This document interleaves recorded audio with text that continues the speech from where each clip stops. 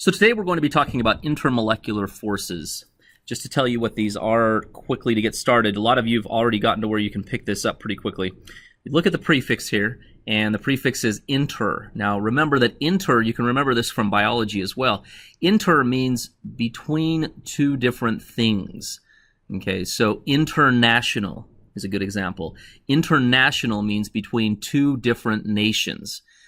Whereas intermolecular means between two different molecules. Just so that you're aware, if you ever saw intra means within one thing. Okay, so a good example here would be intramural sports. If you have intramural sports when you get to college, that means that they're leagues that exist within the university. They don't play other colleges, they're within the college, essentially. So intermolecular means between two different molecules.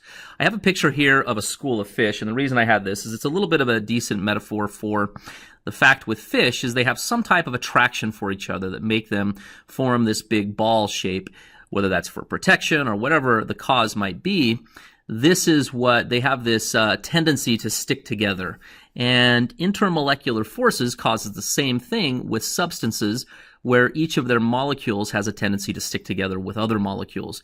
And just as a quick example around this, if you have the surface of a table, you guys have all seen this, and you put a drop of water on it, it forms kind of this ball shape. Again, ignore the little lines coming off of that. It forms this ball shape that you're all familiar with. The reason for that ball shape is kind of similar to these fish here that kind of form this ball shape. It's because each of the water molecules are attracted to each other, and as they pull together, they push together, and then they pull together, and they form this kind of ball shape that you see on the surface of a table. And that would be because of intermolecular forces. And we'll be talking about in detail about what those are and what the different types of intermolecular forces are. But first of all, we want to just review electronegativity. Now, we all remember that electronegativity increases in this direction as well as over here to the right. Okay, so our most electronegative atoms are going to be nitrogen, oxygen, fluorine, and chlorine. So the one thing that this little chart adds that we haven't looked at before is actual numbers for the electronegativity. So there's an actual number that tells you how electronegative an atom or an element is. So you can see here that nitrogen is 3.0, oxygen is 3.5, fluorine is 4.0. And you get down here to the bottom here, things like cesium is 0.7. Some of these are 1.4. So you'll see that everything over here, the metals are all essentially lower in electronegativity, whereas the nonmetals are generally higher in electronegativity. So that will be helpful to us when we're trying to figure out if a bond is polar. Now, something important here as we go through this is we're just talking about bonds here. These are not supposed to represent overall molecules. Instead, they're supposed to represent just bonds within some molecules. So this shows an oxygen bonded to an oxygen. Maybe there's something else coming off of this side, because we know oxygens normally make two bonds. Maybe there's something coming off of this side, whatever it might be, but we're only looking at this bond from oxygen to oxygen right now. And in this case, what we're trying to figure out is whether there's polarity across this bond. Now, the word polarity is something that we've heard before. We usually think of polar when we're talking about the Earth. Okay, we have a North Pole up here somewhere, and we have a South Pole down here somewhere. Okay, we're also familiar with magnets. Magnets have a north and a south. Sometimes it's just called positive and negative. All right, now we usually have a little line down the middle or something. Now, when it comes to bonds, what we're talking about is charge. Okay, do we have a polar charge on one side and a polar charge on the other side? And I'll show you what that means in a second. But when we're looking and analyzing the bond, one way we can do that, and we don't always have to do this. In fact, you'll find that you pretty much never need to look at a chart like the one we're going to look at. But by looking at it, we can see what goes into figuring out whether a bond is polar, and then you'll just be able to use your trends to figure that out. So first of all, oxygen has an electronegativity of 3.0. So we'll put 3.0 here and 3.0 here. All right, so when we put this together, we can imagine here, obviously, we've got two electrons that are being shared between the oxygens. Each has an electronegativity of 3.0. So we have to imagine a tug of war going on to take these electrons over to one side or the other. Okay, but if each of the oxygens are perfectly the same strength, then what's going to happen is, just like in a tug of war where they have the flag in the middle, the electrons are going to stay right in the middle. Okay, they aren't pulled toward one side or the other. So this is not polar. This is not a polar bond because the electrons stay right in the middle. Okay, now let's look at a case that is going to be polar. Let's look at the case of oxygen bound to hydrogen. Okay, now let's look at our chart really quickly. Oxygen is 3.5. You saw that over here, just so you know where we're looking at. And hydrogen over here is 2.1. So 2.1. Now the difference, if we take 3.5 minus 2.1, we're going to get a difference of about 1.4. And what that tells us is that oxygen is much stronger than hydrogen when it comes to pulling the electrons to its side. Here we have essentially like a 5th grade team versus a 1st grade team. They're going to pull those electrons much further over to its side when it comes to the oxygen. And what that means is that those electrons are going to spend more time around oxygen than they do around hydrogen. And the effect then is that we get what we call a partially negative charge. Now it's not a full negative because they only partially move over to that side. They don't completely shift over to that side. But that partial negative charge has important implications. So the reason we write it this way, that's the reason we write it here with this. This is called a lowercase delta here. It's like an 8 that isn't quite finished. So that's a partially negative charge. And on the hydrogen side, we write partially positive because the electrons are pulled away from that side.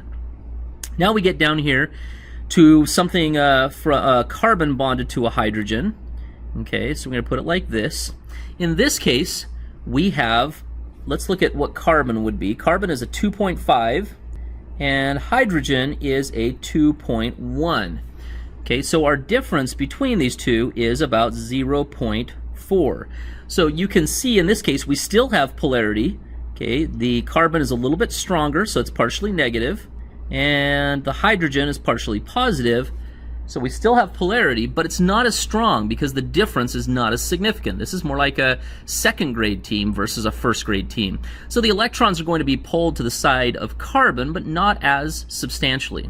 Okay, let me show you one other thing that's used frequently to show this polarity. Okay, rather than just using these delta signs, we also use something where we make a little positive side like this and then make a little arrow going to the side. Now what this arrow means is it means that you can see there's two different things it communicates. Number one is it puts a little positive on this side, indicating that this side becomes a little bit positive. Most importantly, it tells us the direction that the electrons are pulled. The electrons are pulled in the direction of the more electronegative atom, in this case carbon, making carbon slightly more negative. Okay, we can do something similar up here. We can make an arrow like this, and then you make the little positive sign on the side. So now that we have an idea of how to figure out if a bond is polar, we're going to ask a different question. Do we have a polar molecule? Okay, now a polar molecule means, can we identify on the molecule a negative side and a positive side? And this is on the overall molecule, not just one bond within the molecule. There are two questions that we have to answer. And if the answer is yes to both of these questions, then we know we have a polar molecule. The first question is, are there polar bonds? All right. Now that's not going to be difficult because we just looked at how to figure that out. The next question can be a little more challenging. Is the molecule asymmetrical? Okay, and of course, asymmetrical means not symmetrical. And in the case of this is a little bit different. We know what symmetrical means. Symmetrical means generally that you can fold the molecule up and one side matches the other. That's usually how we've looked at symmetrical. It's a tiny bit different when it comes to three-dimensional atoms or three-dimensional molecules, because what we're really talking about is, for something to be symmetrical, that would mean that the bonds are equally distributed around the central atom. Okay, so if they're not equally distributed around the central atom, then we know we're going to have a polar molecule. Let me give you an example. First of all, I'm going to show you an example of a molecule that is not polar because of this second question. Okay, that is carbon tetrachloride. Okay, now it's best to draw the full Lewis dot structure, but just because of time, I already know what this molecule looks like, so we're just going to draw it like this. Okay, just go out and draw the simple molecule, and then what we want to look at is the polarity of the bonds. All right, so we know we have polar bonds here because chlorine, and we could look back at this, but I know that chlorine is more electronegative than carbon. Okay, and we can look at our chart to figure that out exactly, but I've already looked at it and I know that this to be the case. Okay, so we draw these little arrows here indicating that chlorine is pulling the electrons toward its side, leaving carbon to be more positively charged. But, so actually, let's just ask these two questions. First of all, are there polar bonds? There obviously are polar bonds in this molecule. Okay, but is the molecule asymmetrical? So let's look at it. Let's say, first of all, is this molecule, it has to be different on one side than the other. Okay, now in this case, this molecule is perfectly symmetrical. Okay, we've got a chlorine coming down here, we've got a chlorine coming up here, we've got a chlorine over here, chlorine over here. This is a symmetrical molecule, so it is not asymmetrical. So we would answer yes to the first question, but no to the second. So what the effect is because all of these polar bonds are evenly distributed around the central atom, they essentially cancel each other out. And then what happens is we are not able to establish a positive side and a negative side on this molecule. Okay, instead what we've got is, we've got kind of a negative side over here, but then we've also got a negative side over here. We cannot establish two different poles on this molecule. So this molecule is non-polar because it is symmetrical. It is not asymmetrical. Okay, now the next one is a simple example, but this one will be one that will be polar, and we'll show you why. Hydrofluoric acid. Okay, now in this case, fluorine is much more negative or much more electronegative than hydrogen. Okay, and you can see here we obviously have an asymmetrical molecule, okay, because if we took a mirror down the middle, this side would look different than this side. So clearly, and we can see here, most importantly, we can establish a negative side and a positive side. So this would be a polar molecule. Okay, and obviously the questions here, there are polar bonds and the molecule is asymmetrical. Now in the case of water, H2O, it's going to be a little bit of a different situation that we want to be careful about, because if we didn't do the Lewis dot structure, now you guys wouldn't make this mistake, but somebody who is less adept at chemistry might accidentally do this, and they might think that water is shaped like this, and then they would do an arrow like this and an arrow like this, and they'd say, oh wait, that's symmetrical, those cancel each other out, this is a non-polar molecule. That thinking would be completely incorrect. So we're going to cross this out, okay? Because when we look at the Lewis dot structure, we know that water has this bent shape, which is very fortunate. It has very important implications. Without this bent shape, we wouldn't have liquid water at room temperature, which is obviously very important to our survival. So in the case of this bent shape, now we draw these lines in to show polarity. And now we see that instead of those charges canceling each other out and being evenly distributed around the central atom, they instead are pointing in this upward direction. And we can clearly establish now that this is the negative side, and down here, these are the more positive side. Okay, so this would be a polar molecule, and you can see that if we were to draw a line right across the middle here, we would definitely have asymmetry across this line. Now I know you might ask, well wait a second, but it's symmetrical along this middle line. All right, so that is true that just along that middle line it would be symmetrical, but what we're looking at is trying to find some line where it's asymmetrical. And what we're talking about is asymmetry around the central atom. So you can see as you go around the central atom, obviously on the top side here, it's going to be more negative. On the bottom side, it's going to be more positive. So this would be a polar molecule. And again, just to ask these two questions, are there polar bonds? Obviously there are. Is the molecule asymmetrical? It is asymmetrical in the sense that the top side looks different than the bottom side. Those positive charges or those polar bonds are not evenly distributed around the central atom. Okay, now BH3 or boron trichloride looks like this. And I already know this one again. The polarity goes like this. And again, now this is it's a little bit of a different case, but if you look at this, each of these polar bonds are evenly distributed around this boron. So therefore, if we ask these two questions, are there polar bonds? The answer would be yes. Is the molecule asymmetrical? The answer would be no. It is not asymmetrical because all of these polar bonds are evenly distributed around the central atom, and that one would become a non-polar molecule.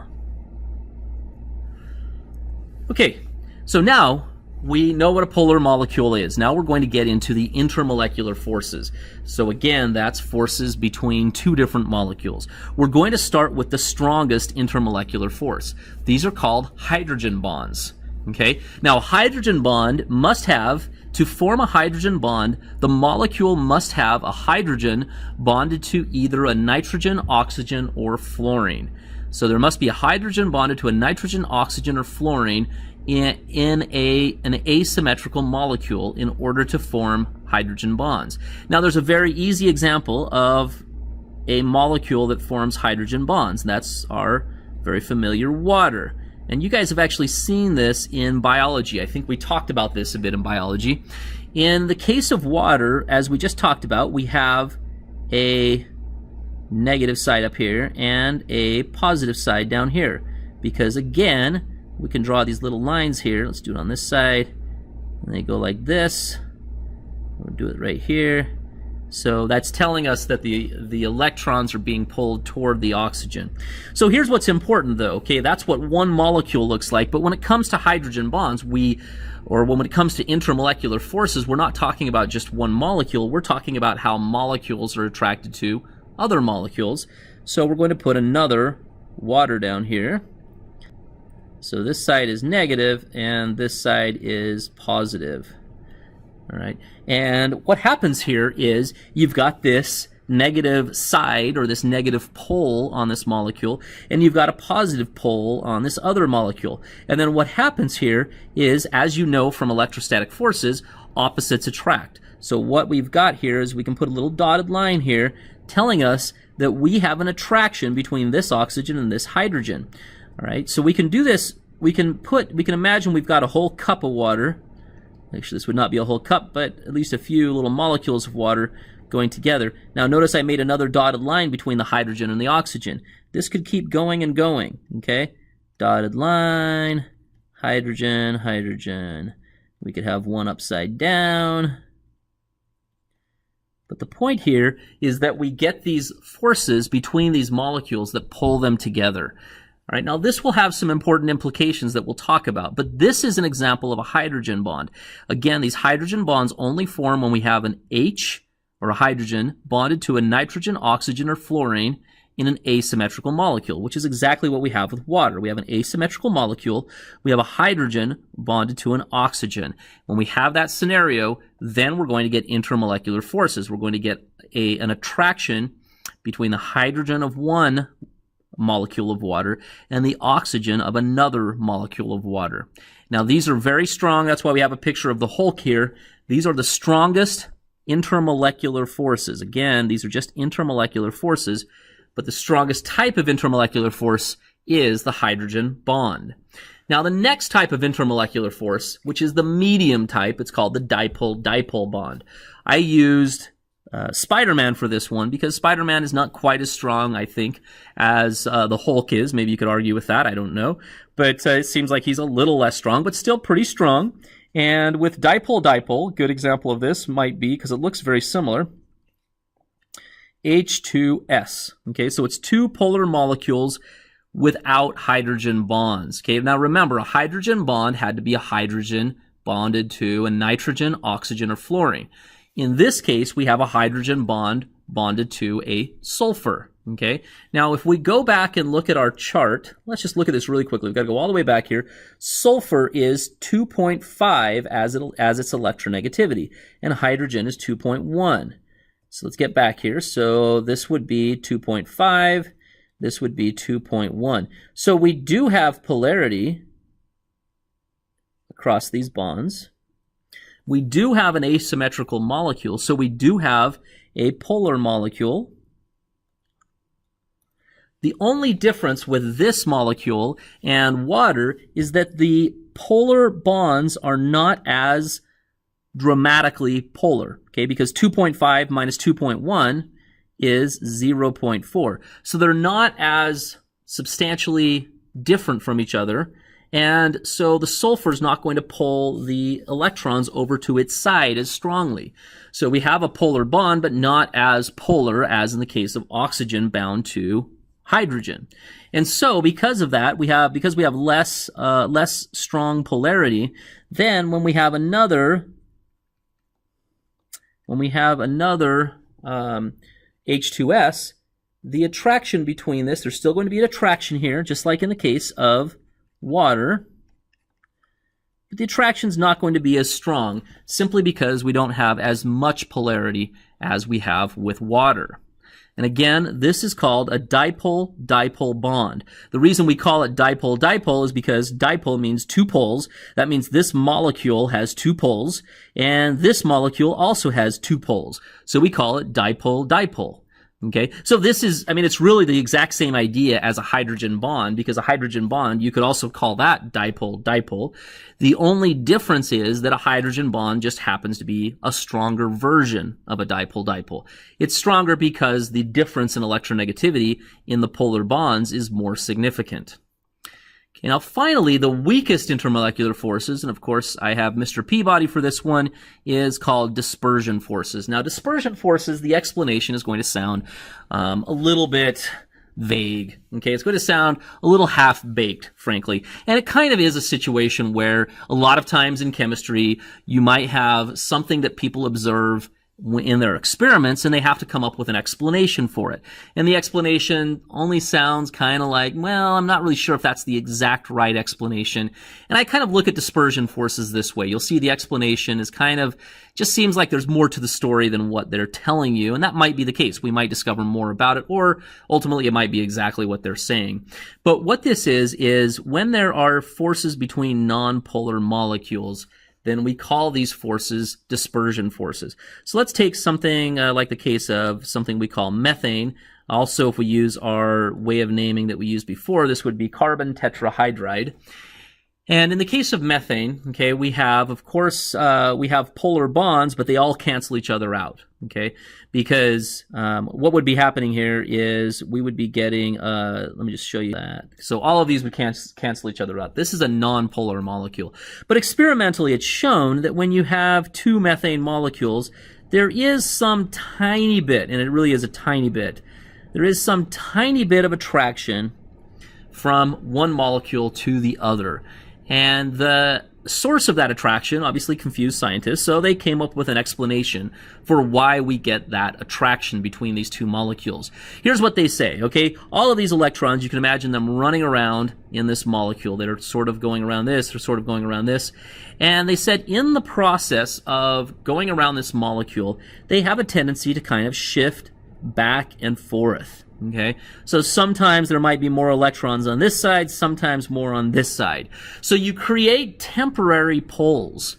Okay, you create temporarily, you might have this side might be slightly negative and this side might be slightly positive. Then a moment later, this side becomes more positive and this side becomes more negative. Oh, let's see here.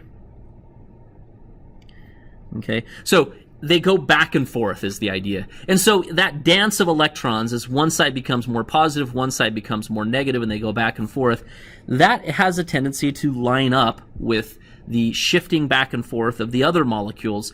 And so what happens is when you get this shifting back and forth and it aligns up then eventually what you do is you get a slight attraction between nonpolar molecules. Now this gets to be something really important about this is the larger the molecules, the more dispersion force. So this concept of the larger the molecule, the more the dispersion force is especially apparent when you have very large nonpolar molecules. And a good example of this would be something like vegetable oil or gasoline.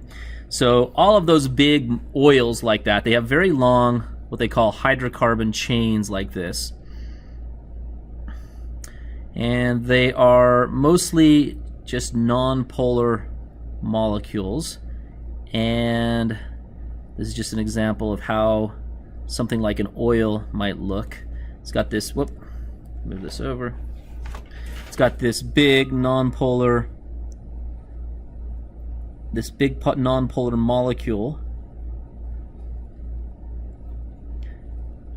And if we looked at this in 3 dimensions, we'd see that all of these polar bonds all cancel each other out. So we have one big nonpolar molecule. But because this molecule is larger, the dispersion forces are stronger. That's why oils, even though they're nonpolar, that's why they can be liquids at room temperature, right? Whereas something like methane here, methane would have a boiling point of something like negative 300 degrees Celsius. It would not be a liquid at room temperature because there's not enough force between the molecules to hold them together in that liquid form. We'll talk more about that in a moment. Okay, so here's a couple of questions or a couple of implications when it comes to intermolecular forces. One is water kind of sticking together. Okay, what causes water to stick together? Now you look at this little skeeter bug here on the water. It's kind of like, it's almost like there's like it's like a trampoline almost. Those molecules are all held together like a net that holds this bug up on its surface. Okay, this is called surface tension. This is all caused because of the strong intermolecular forces between water molecules. So you can imagine this net. See these little bonds going between that, little bond going there. So this net that might make up the surface of that water, okay, and that's what that bug is standing on. Now eventually, obviously, you can break through that, and that bug, if you put something heavy on its back, it would break through that. It would no longer be sitting on that surface tension. But if it's light enough, then these intermolecular forces are strong enough to hold that bug up on its surface. Okay, another implication, which I kind of mentioned earlier, is boiling point. Okay, the stronger, here's the key, the stronger the intermolecular forces, I'm just going to put IMF for intermolecular forces, the higher the boiling point. Okay, so for a liquid to turn into a gas, what's essentially happening, I'm going to use the water example again since we're so familiar with it. For a liquid to turn into a gas, what essentially has to happen is these, put one more here, these little, so you've got a bond there, what's one there, so these molecules have to be freed from one another, okay? So somehow we have to get enough energy in here to free this molecule so it can break free of these leashes that tie it to other molecules, and it can go off in a gas form, okay? So the stronger the tie from one molecule to the other, the higher the boiling point, or the more energy we're going to have to input into that substance to cause it to boil. Okay, so water would have a high boiling point, and just since we just used the example, methane would have an extremely low boiling point. Of course, water is 100 degrees Celsius. Methane would be probably something like negative 270 degrees Celsius. It would be extremely low boiling point. And of course, methane is a gas at room temperature, but and the reason is because those dispersion forces that hold one methane molecule to another are very weak. It's very easy to break them as we put energy into that substance. So that's why it would have an extremely low boiling point. All right, the last question is, will they mix? Okay, now in the case of water and oil, we know that they don't mix well. And the reason is because water is so attracted to itself, it doesn't want to mix in with a non-polar molecule. Okay, these attractions between water molecules are so strong. So we can put these little dots between these. You can see these little dots. These attractions are so strong that they don't want to mix with a non-polar molecule. Okay, we're going to use the example of methane in this case. It just wouldn't, it's kind of like if we have a whole bunch of magnets and we try to stick something between them. They're not going to want that between them because they're so attracted to each other that there's no room for other things to squeeze in. Okay, and that's kind of the case here with a non-polar molecule. And a polar molecule is that non-polar molecule cannot squeeze in between those waters. And therefore, non-polar molecules, non-polar does not mix with polar molecules. And of course, we see those examples like with salad dressing and everything else when we try to mix oil and water. All right, I hope that kind of cleared a few things up around polar molecules and intermolecular forces. Come ask me some questions about this. This is one of those topics that has a little bit deeper side to it, but on the level that we'll need to understand it, it's not too bad to understand. It's pretty straightforward. But take some practice around it. We'll give you some practice problems, and I think you'll have this down pretty quickly. And this will become very useful as we go forward in chemistry, and also as you use it in any other area related to chemistry, such as biology.